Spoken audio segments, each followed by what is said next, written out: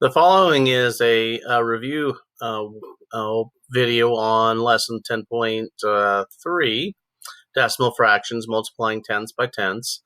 I just went ahead and picked out a few that a larger number of people missed and decided to work on that singularly. So let's take a look at this first one, which is B. Maybe if you missed A or C, you'll understand a little bit better of how to do that. So in my initial video, I explained it a little bit differently, so I'm going to take a different approach this time. I'm going to tell you that each one of these rows equals 10 cubes. One full row would be 1/10.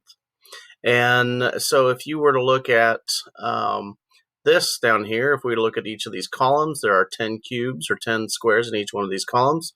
One full column filled up is 1/10.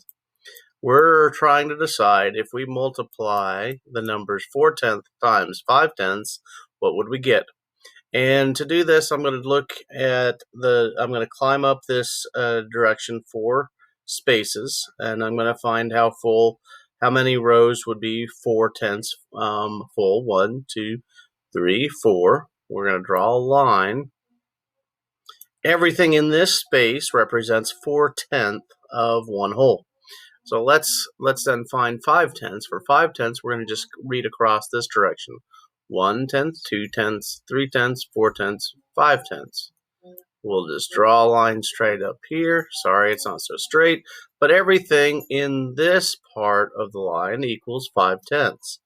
So when we multiply, what we're going to find out, our answer is going to be in this space right here. How many of these squares have been filled in? So one way we could look at this is say 4/10 multiplied by 5/10. And when we multiply fractions, you got to remember that we're going to multiply all numerators and then all denominators. 4 times 5 is 20. And 10 times 10 is 100.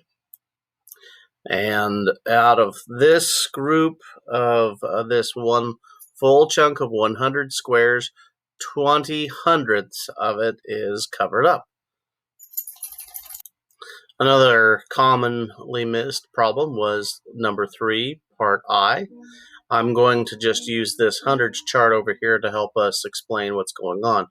We know that one side is 6/10, and we don't know what the other side is, but when we figure it out all together, what's covered up is going to be 1, 2, 3, 4, 5, 6 is all that we're going to cover up.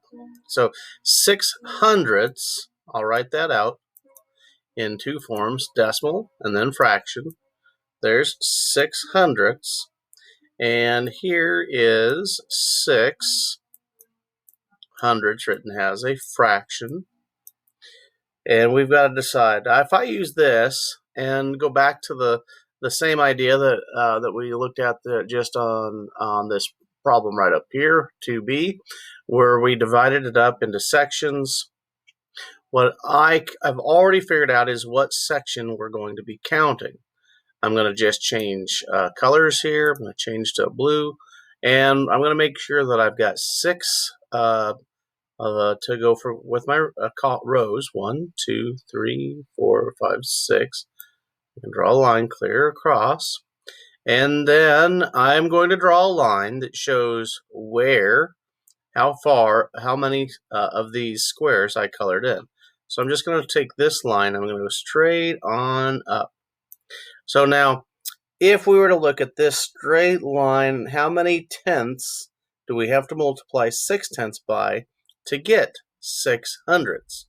Well, we have 1/10 marked along here, and 1/10 written as a decimal is going to be written like this. 1/10. Voila!